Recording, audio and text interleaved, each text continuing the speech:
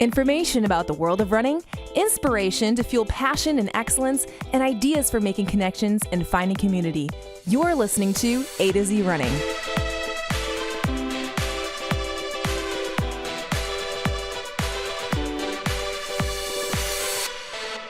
Hello, friends, and welcome to the A to Z Running podcast. I'm Andy. And I'm Zach. And today we're going to nerd out a little bit. So about Zach, cookies. About cookies. How many cookies did you have while we were recording this podcast? 1.5. That means I ate the rest of the batch. Uh-oh. Whoops. We do like to eat cookies here, but that's not what we're here to talk about. We're going to talk about training mindfully, about choosing our workouts consciously. But before we do that, back to the cookies. Did you put salt? There was salt in, Yes. I tasted salt as I was eating those cookies. You know, like those large grain salts, like it's like sea salt? Yes. Yeah, sea like the salt. kind that you have to like break with a I love hammer it. I before honestly you can love eat it. the sweet with the salt, but Zach does not. He was not I don't a fan understand this whole of the salt craze crystals. about sea salt chocolate, sea salt coffee mocha thing. And I just keep thinking, but it's salty. It's so good. It's so good. But wouldn't it be better if it were sugar? No. Just more sugar?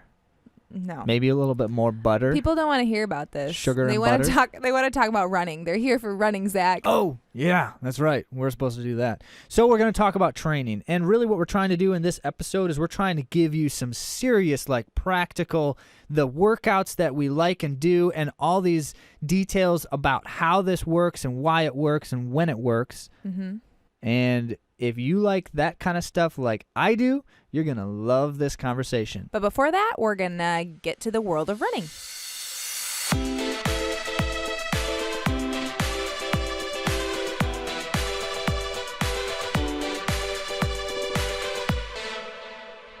We got just a couple things for the world of running in this episode. Andy, start us off. We're really excited because in North America, just north of us, in Canada, the Pan Am Cross Country Championships will be held for 2020 on the same day as the Olympic Trials, February 29. In addition to having the Pan Am Cross Country Championships, there is a bid in place for the 2023 World Cross Country Championships that will also hopefully be held in North America in Victoria, Canada. That would be cool. Yeah. Especially if we had an opportunity to go, because that would be really If someone exciting. wants to send us, let us know. We're talking about like spectating, by the way. Right, right. Not competing, but that would be fun. So I got one, and this is something fascinating to me because I never thought that we'd hear this name again, but we might. We just might. So Lukas Verzbickas, and I don't know the exact timeline. I don't have it in front of me, but he was by far one of the most outstanding high school runners, distance runners, certainly especially cross country. But I mean, he was a sub 4 miler. He won Foot Locker. He won Nike Cross Nationals. You know, all the accolades. Just incredible. And by the way, I recall distinctly when I was in my early post-college years competing, and I ran the Chicago Shamrock Shuffle, which is an 8K, about a 5-mile race. And Lukas Verzbickas, as a high schooler, won the race. Wow. Trounced on me, but he trounced on a lot of other people too. And I just remember thinking, man, I'm getting beat by high schoolers. And I was like 23 at the time. I have to say, though, he is the U.S. high school national. He has a national record for the 2-mile. It's 8:29. Yeah. High school time for the 2-mile. Like I said, highly talented. Well, so here's the big news back in the day is Lukas Verzbickas went to, I believe he went to Oregon for a year or so, but he went to run collegiately and then eventually, pretty early on, dropped out of his collegiate running career in order to be a professional triathlete, which is unique. That doesn't often happen with the kind of track record that someone has in distance running like he did. So he did that, and of course, he was outstanding as a triathlete. There was no surprise. He had done it because he had experience already in swimming and other things. You know, he was exceptional athlete in many ways. But not only that, but he was a professional contract right away. Like, it was a good move for him, clearly, until a huge and tragic bike accident when he was doing a workout, and he broke his back horribly. needed some kind of like reconstructive surgery or like pins. I don't know exactly the extent, but it was something. And this was several years ago now. And now we're just hearing the rumblings that Lucas is coming back. Wow. And he said when it happened, he's like, I'm coming back. I'm going to get through this. And it's been years, and he's apparently gearing up to compete again sometime soon. I don't know the timeline on this, but FloTrack is covering it, and they've got a feature coming out this spring on what he's planning on doing. So that's incredible.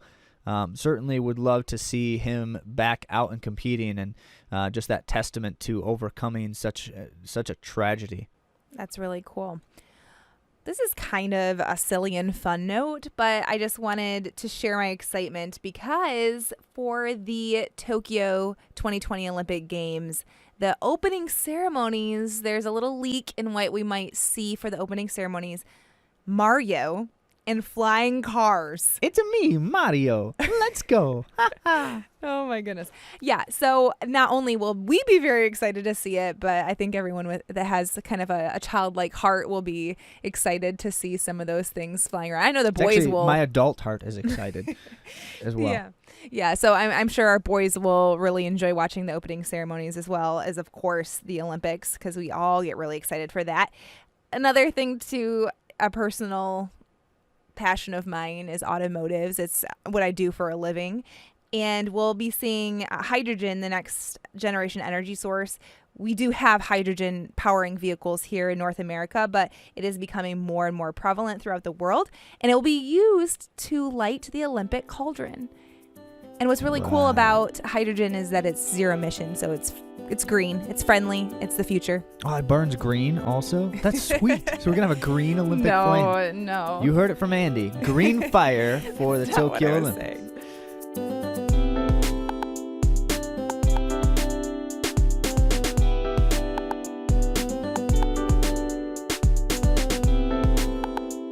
So after recently posting on our blog about the science of aerobic running, really it was the science of long runs, but it's a science of aerobic running. It gave us the thought of, we spent a little bit of time breaking down long runs a bit. Maybe we should just dig a little bit deeper into the various different workout and run types that we do, or even many here that we're going to address are ones that we don't necessarily do, especially as we're marathon training most of the time right now, but we may be doing them soon. Yeah. And so we'll get into just a lot of different kinds of runs, workout types, when to do them in a training cycle, why to do them, what they actually are accomplishing at a science level, and all this other kind of stuff. We're going to do our best to really break it down, talk about what it means to train thoughtfully with our workouts and runs. So the first one we're going to talk about seems like it should be simple, and it's easy runs. So easy is not simple. Is that what you're saying, Andy? I am saying that it was amazing how many people resonated and were posting about for 2020 wanting to focus on making their easy runs actually easy. And I maybe am more like, when you buy a car and then you see everybody else driving the same car with the same color, I think maybe that might be part of it, that I'm noticing that people are saying this more. But I have been focusing on that significantly, and it's been difficult for me. So I've been noticing other people talking about it. So why do our easy runs need to be easy? First of all, I think this is not a blanket rule. As Andy just said, like a lot of people are saying, like, I want to keep my easy runs easy. It's not a blanket rule. And the example that I'll give is if you're doing mostly easy runs all the time, then you shouldn't have all your easy runs be easy, because you don't need to. If you don't need recovery, you don't need your easy runs to be slow. However, if you're training towards some goals and you've got a dynamic training plan in front of you with lots of different kinds of runs or workouts going on, then yeah, those easy runs need to be easy. Why? Because the science tells us that we need aerobic development. We don't want to stop or slow our aerobic development, so we still want to run within an aerobic range, but we inhibit our potential adaptations for harder efforts by not allowing our system to recover enough between those harder efforts. And so that's where the easy run being easier makes the biggest difference. And by the way, the reason why Andy has the hardest time with it at different points, as you've mentioned, Andy, is because a lot of times it's the start of the training cycle when you're really just doing mostly easy running. And it's like and you have low mileage. Yeah. So everything feels great and you're ready to go. But here's what you're Big trying goals. to do. Here's what you're doing there. You're teaching your system to find rhythm and efficiency at that low end aerobic state, knowing that later we're going to build efficiency and comfort in higher, more elevated aerobic state. But you need that lower end first because that's the foundation you're going to use then to build on for everything else. Great. So the next one is the one that I love to do all the time, always, and replaces my easy run sometimes.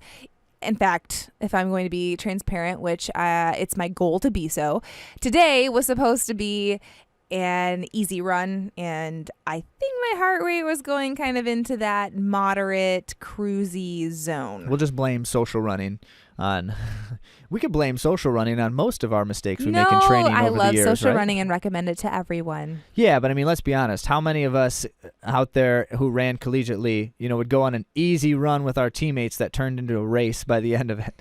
That happens. That's a real story. So the moderate run, I love it because it's kind of the bridge between an easy run and a high aerobic state effort. And we need them for two reasons with that. One is just simply to begin building that level of comfort at a more elevated aerobic state without really putting serious demands on our system, especially if our system's not ready for it yet. So we do a lot of kind of moderate level runs earlier in training cycles. I have to say, too, that many of us consider this to be, as far as looking at our relative effort, an easy run.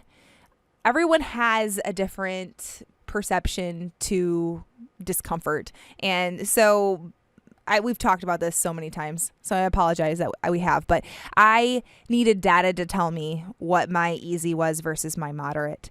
And moderate can feel very easy and comfortable.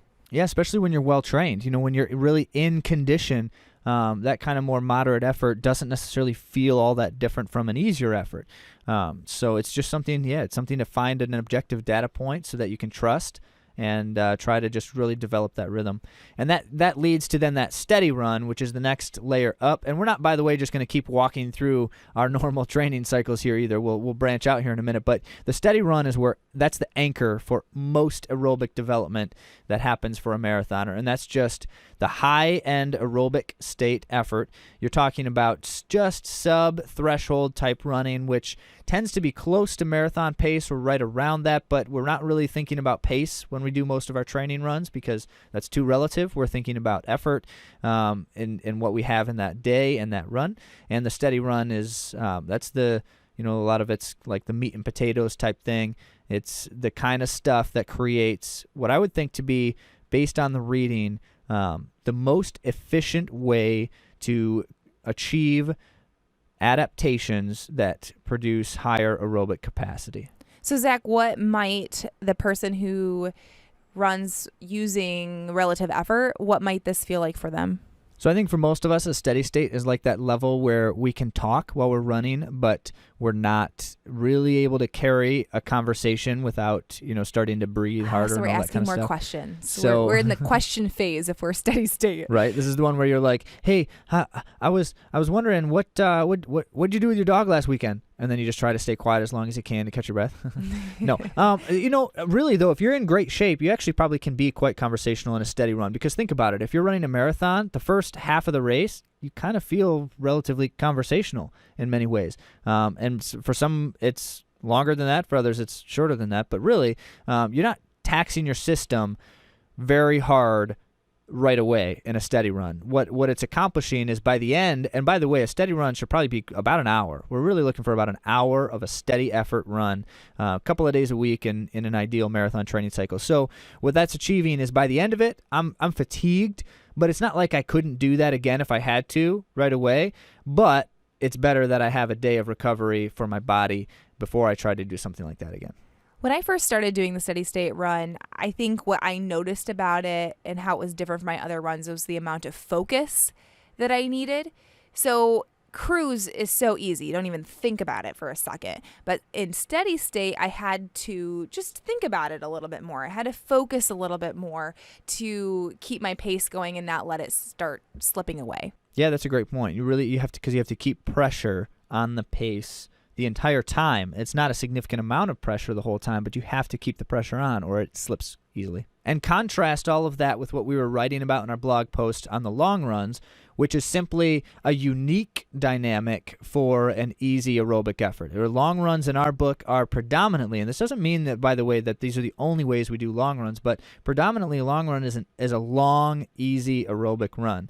And the reason for the long, then, is for the adaptations that occur at the later stages. You're trying to deplete your fuel system so that you're teaching your body to use fueling in the most efficient way it can. You're trying to leverage a kind of fatigue, and that you can teach your body to run well while it's still tired and fatigued, but also in a way that isn't going to require significant amounts of recovery. And we think about the potential damage to our cells, the cellular level stuff that happens if I'm running really hard for a long time, which is why, in many ways, by the way, that a marathon can be so destructive, why we need so much time to recover after marathons. Not always, but many times, is because of that cellular level damage that can occur too. So we're trying to achieve that benefit of the long-term adaptations without risking so much potential destruction. This is a run that I am looking forward to getting to do, and I haven't done it yet for my training cycle, but tempo runs. I love tempo runs. So, two things, and I'm not convinced yet on where I personally think the right decision is on this, but tempo runs are a point of controversy in so many ways over the years because, one, we don't seem to all agree on what a tempo run actually is and how hard it is and such. What one person calls a tempo run, another person calls an AT run or a threshold run or all these things, but those don't all mean the same thing either. So by definition, our concept here is we're talking about when you're running just sub anaerobic threshold. So we're putting ourselves right to the line of our aerobic capacity for a given run. And what that means is I probably cannot sustain that longer than about an hour. In most highly conditioned athletes, you can do just a little bit more than that, but really we're talking about I want to run hard enough that I can't run that hard longer than about an hour. So that'd be about up to half marathon distance. It kind of falls in that category. Mm-hmm. So most of the time when we read on this stuff, it sounds like the definition is about what you can do for a half marathon. That would be your tempo pace if you're at your maximal performance for that half marathon. And many of us don't know what our potentiality Right. is in it. I mean, I got my half marathon PR in my marathon, so I really don't know what my half marathon pace would be. And I should mention some interesting reading recently about anaerobic threshold and just any threshold type stuff is that your threshold is not really truly a line. And this seems to be a misconception out here in the world. We've got these heart rate monitors that tell us we've got these zones and now I'm entering another zone and all this stuff. These zones should have a shaded spectrum of color between them, and it's like you're kind of changing zones slowly right now. So the whole point here of a threshold run is really you're just getting closer to a period where you're changing over into different energy systems, but it happens gradually. So what you're doing at a tempo run, and this is where, by the way, I mentioned earlier, I'm not convinced yet where I stand on this, but really a tempo run is actually a blend of aerobic and anaerobic running at the same time. Mostly. That's the way it functions. So you are building up lactic acid. You're building up lactic acid just about any running you're doing. It's just so minimal at aerobic efforts. But at a threshold run, you're building it up enough that fundamentally, when you get close to that hour mark, you're actually probably entering close to, not total acidosis in your muscles, but close to something like that, where you actually should be feeling similar to what you would during an anaerobic run. And it's not because the run itself was purely anaerobic, but it's because there was enough of it that over time it was still building up some of that lactic acid in your muscles and still essentially creating some conflict in contractions and those kinds of things. So all of that's the sciencey stuff that I'm just really fascinated by. But here's my point. He's very fascinated. Very fascinated. I get super nerdy on this. I love it. So here's my point, though, and this is where the controversy is many people have indicated that the most efficient way to benefit from this concept of threshold running is to run these shorter threshold runs. You shouldn't be going out and running an hour threshold run. You really should be running maybe 20 minutes for your tempo or threshold run. And that's about it.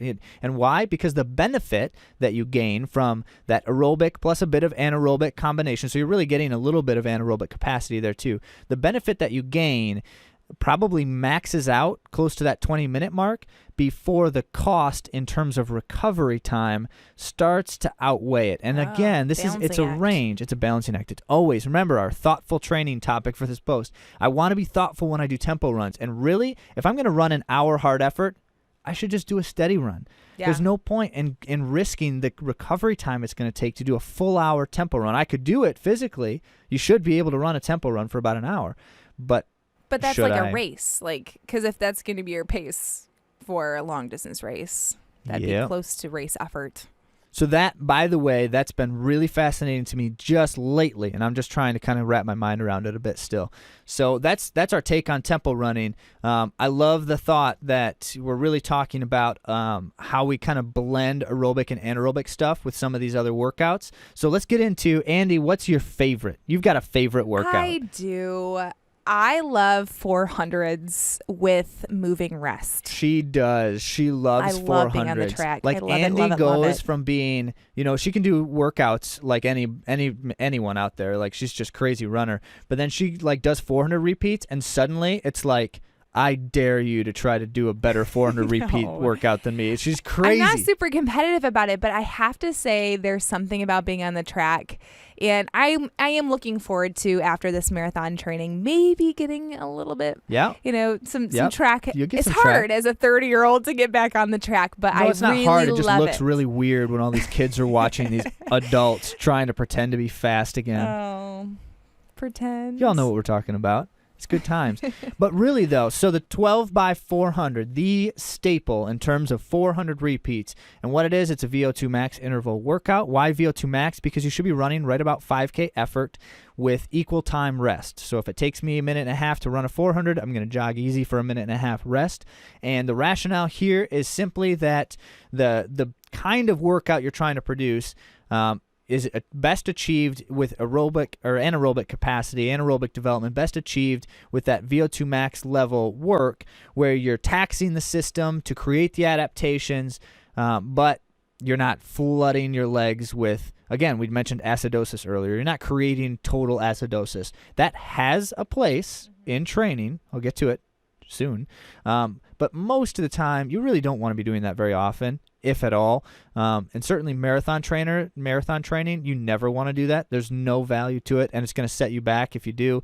So we're talking about simple VO2 max intervals. You're not going to burn your legs doing something like this. You might feel tired at the end. And sore the next day. And certainly you may feel sore the next day. At least if you're over 30 like me. Yeah, me. but that has a lot to do with just the muscle groupings that you're firing, because you're using anaerobic fuel system, but you're also firing muscle groups in a little bit different way too because of that changeover into the anaerobic development. But anyway, the point here being the 12 by 400 workout's great. Run it at like 5K pace or 5K effort, 400 jog or equal time jog in between.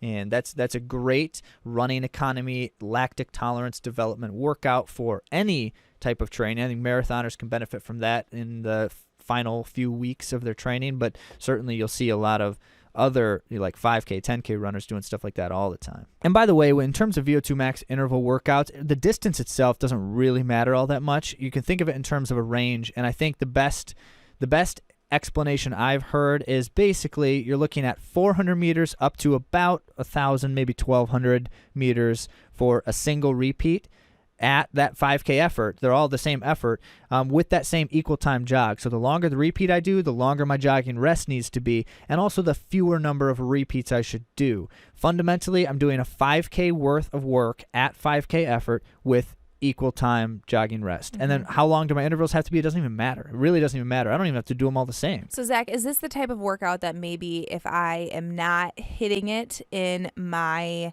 400 that I might switch down to a shorter distance in order to get their running economy and the pace? Yeah, that's a great example, Andy.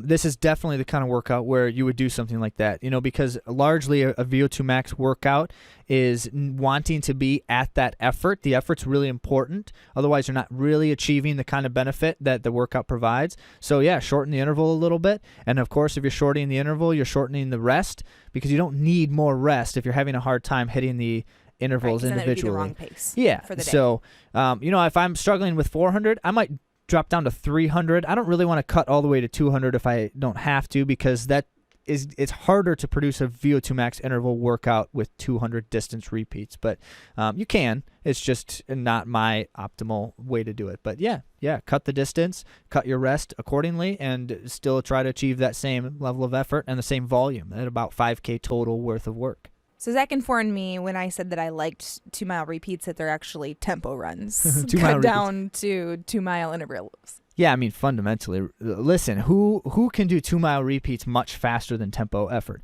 Not many of us. I think I saw a McMillan workout once where they were doing, essentially it's like 3 by 2 mile at 10K pace, which is brutal. That's like close. Really I mean, brutal. that's close to race effort type running. But I read further into how they did that, and they actually do this breakdown where it's like 6 weeks worth of getting to that workout. Okay. And yeah, they are intentionally doing that. That kind of a workout is not a fitness building workout at that point.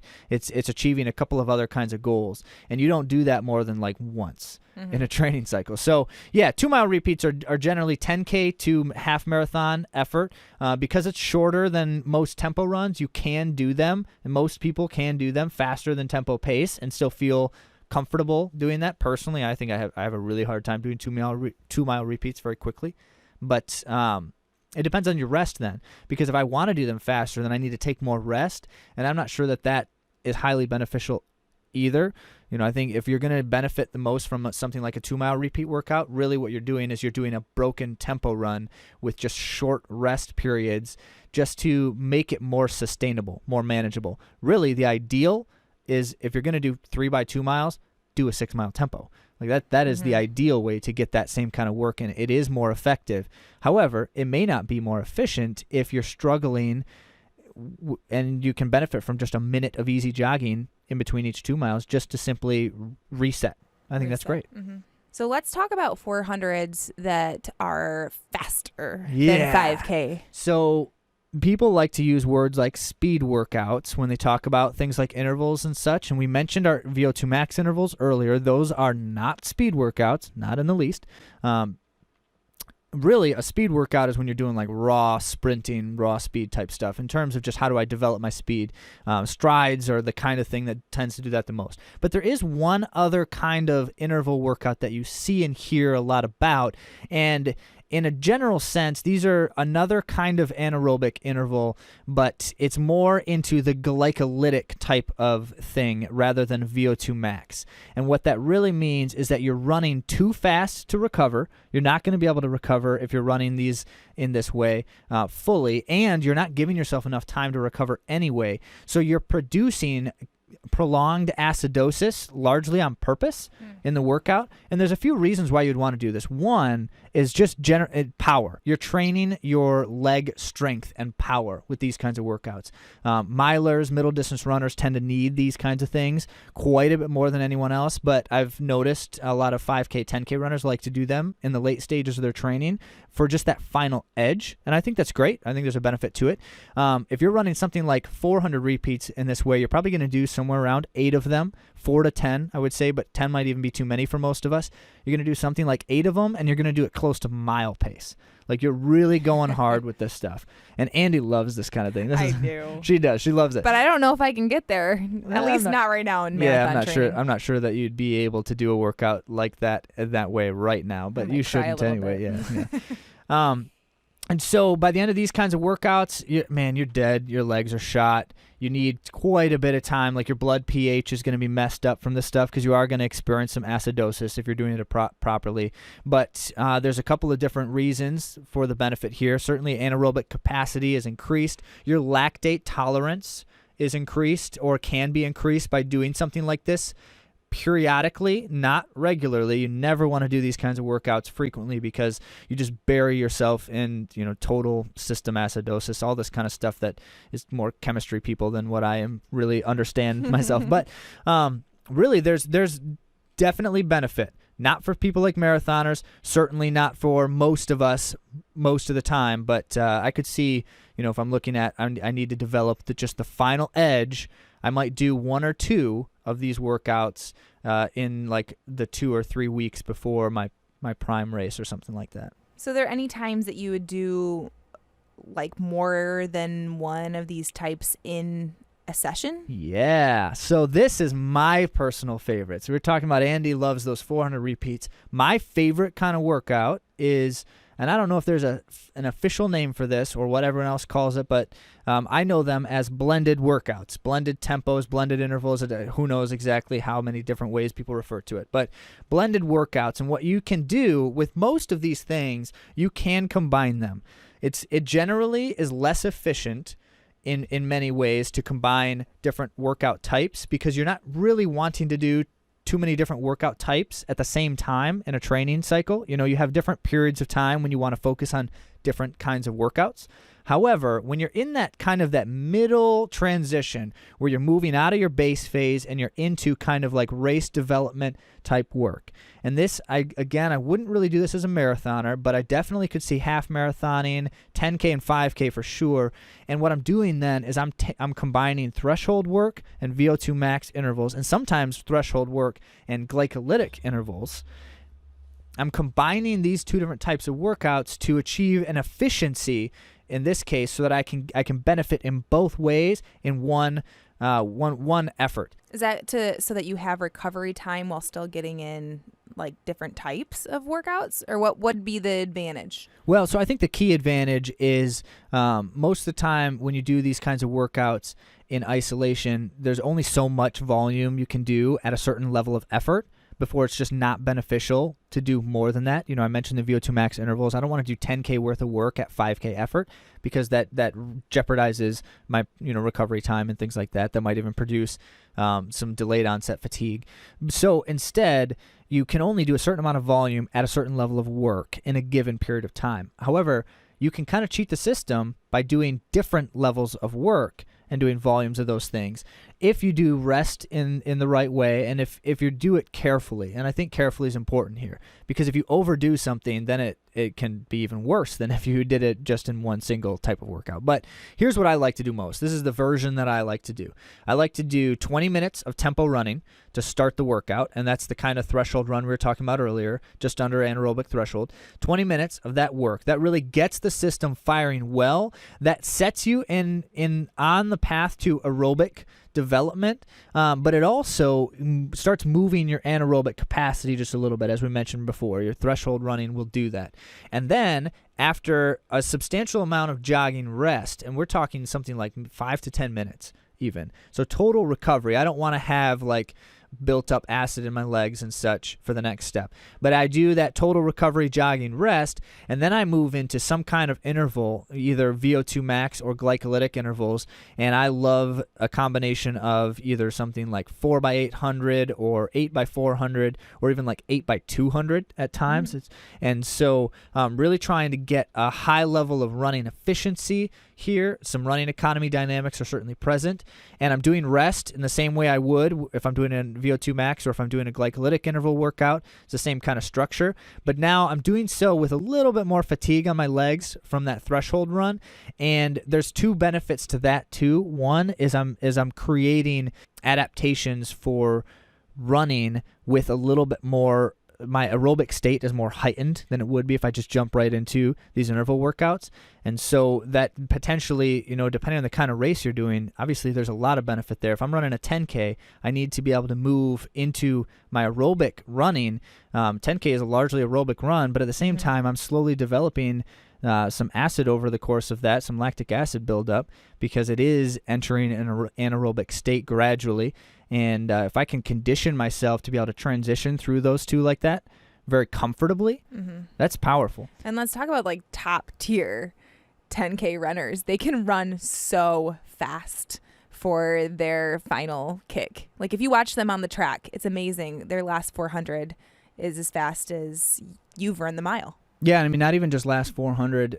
You'll see at the championship level of racing, you'll see some of these guys and girls, it happens regardless of gender, but they're running close to PR type effort for the last 800 up to even potentially a mile. And the reason for that is exactly the conversation we're talking about here, where the aerobic state is so high. They have such a high aerobic ceiling at that point that they are able to move out of their aerobic state into their anaerobic it's so efficiently that they can literally run maximal type effort for a half mile after already running 5.5 miles at elevated aerobic state. And they do that because you're changing over your energy system. You're able to maximize something that was essentially resting during that earlier stage, because your aerobic capacity is so high that you can rest your anaerobic system a little bit more. That that fueling system just shifts over, and you see it in the change and the cadence. You see it switch gears. So when they're all saying that, when all the coaches are saying to switch gears, it's switching energy systems. Yeah, all you coaches out there, it's fruitless to say that to your athletes if you're not training them to be able to change gears, to have other gears. So, and you know that. Obviously, I'm kind of making a joke there. If I want to tell my athletes to change gears, they need to have gears to change into. So finally, I want to ask you about hills. Where do hills fit into all of this? I mean, there's so many different kinds of hills, I realize, but tell us where we can integrate hills and why they're important. All right, personal opinion. The only reason to use hills, okay, two reasons. One is if you're going to race a hilly course, you need to train on hills because you need the leg strength to be able to run efficiently uphill. Downhill is whatever, but uphill most importantly. You need that. However, in general, training, hills are great for one thing, and in my opinion, one thing only, and that is they're a really efficient way to elevate something, whatever state it is. So if I want a really efficient way to do an anaerobic, like VO2 max interval workout, hills are an easy way to do that because running uphill is so much harder that you can achieve that heightened state without having to really work that hard to do so. It's just easy. However, I don't really think it's not intuitive training because I'm not going to be racing hard uphill for a prolonged period of time most of the time. So I don't necessarily feel the need to train it in that capacity. Instead, here's what hills are good for, and this is my one thing. Hills are good for building leg strength and doing so without having to compromise your aerobic training. So if I want to build leg strength and some running economy related things that come with that, I can do that with hill workouts. And I do this when we advise when we're advising and training, we do talk about the potential of using some hill circuits and things. But in my mind, a hill circuit is not running hard uphill and blowing your system right straight through your anaerobic threshold, because that'll happen almost every time you run hard uphill for longer than 30 seconds. Instead of doing that, you run up the hill in a manner that's building leg strength. You're focused on leg strength, power, and some of those kinds of things. And then you use the downhill for some of the running economy type stuff like turnover and cadence, because it's really easy to get your legs flying downhill without having to elevate. But be careful, because I can't run downhill fast during workouts. There's too much of a risk for me. Yeah, don't hurt yourself. Don't overextend some joints or hips or anything like that. But really, I mean, so hills, yeah, you can do a lot of things with hills. I don't see much of a point except for targeted leg strength related stuff. Otherwise, flat grounds probably, yeah, it is a good point. You do integrate it into a lot of training plans. So. Absolutely. Yeah. So I guess we could probably keep going. Obviously there's so many different ways of doing workouts and different things that everyone likes to, people have like their workout, and we both said we've got some personal favorites here. I would say this, avoid, and I'm not going to criticize anyone who does this, but avoid the mindset that says, if I do these two key workouts, that's going to help me be successful. Because really this workout is going to achieve amazing things for me. No magic workout, Zach? There's no magic workout. And I didn't really want to say it that way, but you're right, Andy. That's the best way to say it. There's no magic workout. There are better and worse kinds of ways of doing things, and certainly some workouts can be more effective and more efficient than others. But really, if you're talking about because I did 700-meter repeats over rolling hills in this golf course, that made me an exceptional runner, I'm going to have to challenge that, and I'm going to have to wonder if that workout specifically really had that much to do with it, or, it was a good workout, but you could do that in several different ways and achieve the same fundamental value. So find the workouts you love, and just really, as we were talking about, make sure you're thoughtful. in that I'm going to do certain kinds of workouts at certain times in my training because that's the thing that I need to develop at that time. Yeah, and unfortunately, my favorite workout isn't part of my plan right now. Nope. Wah, wah. But you will get to do a couple of short At the very repeats end, yeah. right at the end. Yep. It's a little bit of fine tuning before race day in Atlanta, if we haven't already mentioned, in February. That's great. Well, appreciate, Andy, all of your thoughts on your lovely workouts that you enjoy. These are things I love to talk about, so hopefully we hope you love to nerd out to with that. us. If there are any kinds of workouts that we didn't mention, feel free to shoot us a note or comment on the blog post that accompanies this podcast. Yeah, and here's the big thing. We're offering our training services now, and we're really excited about the opportunity to just come alongside and support other runners. We have a lot of different ways we do that, from a simple conversation with some Q&A and feedback up to completely developing training plans and packages and total review of everything that a runner's doing in their progress toward their goals to help meet their needs, all that kind of stuff. But really, what is it about? In our minds, the most valuable thing that other people can provide for us in our training is a personalized, a directly individual support. And I think that it's hard to get that in the training plans that you can just kind of find all over the place out there. And we certainly know that there's a lot of great coaching as well, but we want to be that kind of extra resource, that extra asset. So if we can support you, we certainly would love to do that. You can always send us questions. We'd love to answer them anytime. Social media, Of course, yeah. email, comments on the blog, and all that kind of stuff. But if you want something a little bit more in depth, just visit AtoZrunning.com. Look for training services at the top, and you can check us out there. Thanks for joining us. Again, you can find us at AtoZrunning. Social media, Zach loves it when I talk about this. Instagram, Twitter, Facebook. We're there. We'd love to see you there too.